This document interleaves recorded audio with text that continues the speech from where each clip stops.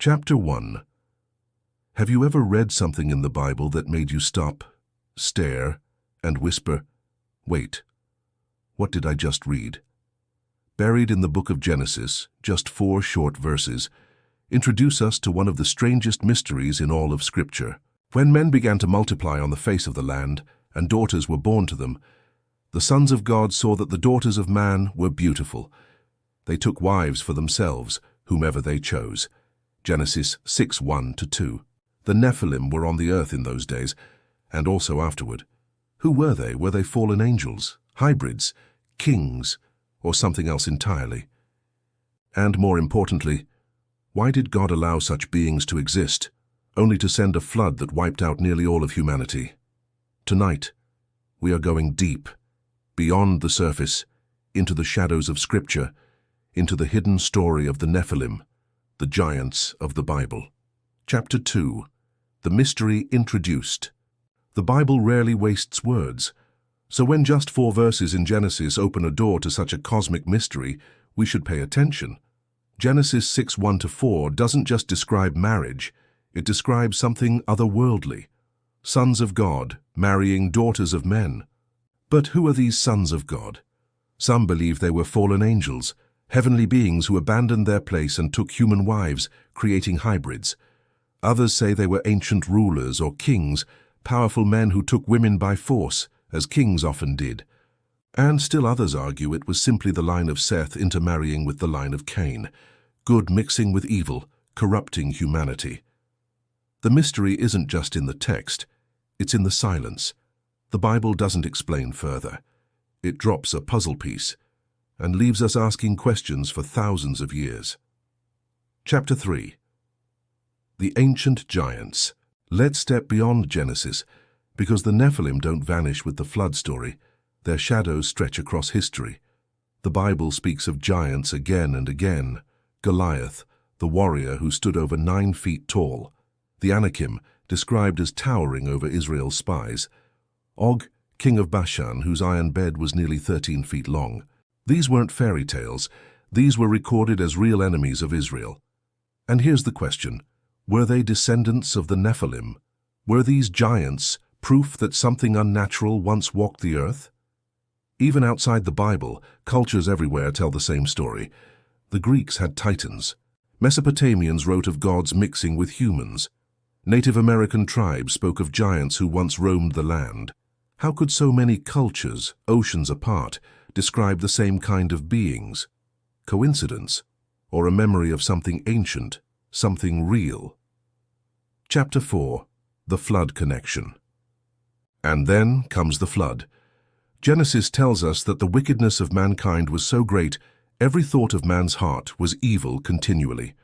God regretted creating humanity and prepared to start over. But notice the timing. The Nephilim are introduced immediately before the flood story. That is no accident.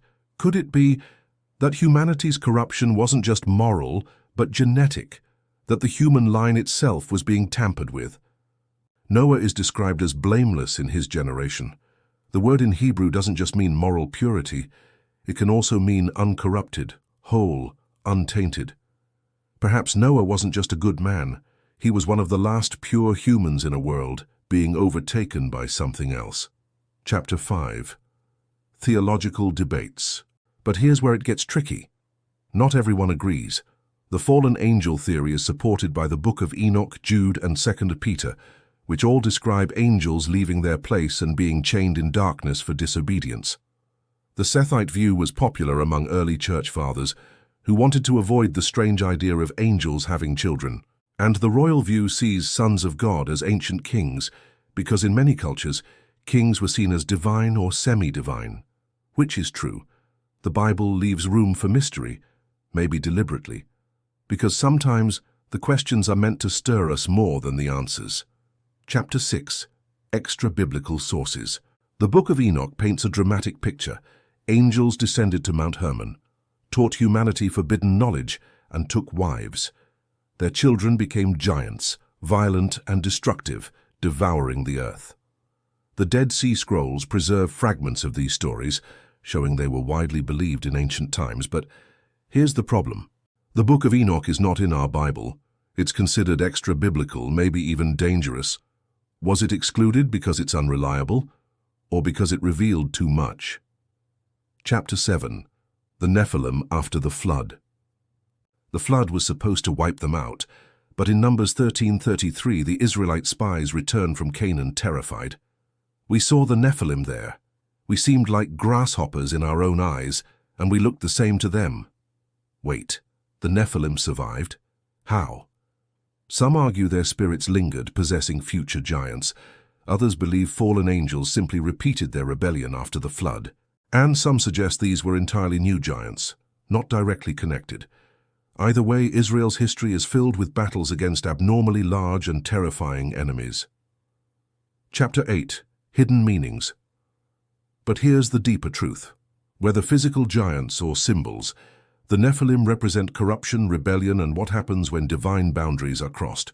They are a reminder that humanity always longs for more power, more knowledge, more control.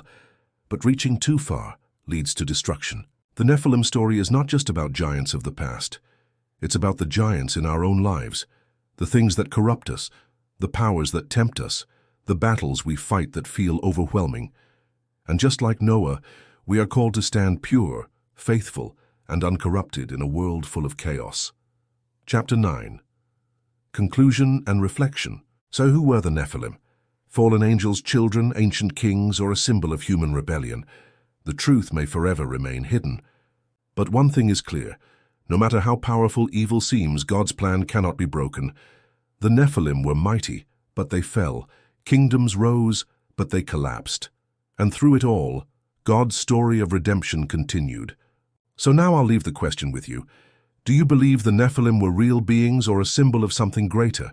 Drop your thoughts below, because this mystery is far from solved. Subscribe for more interesting Bible stories and stay blessed.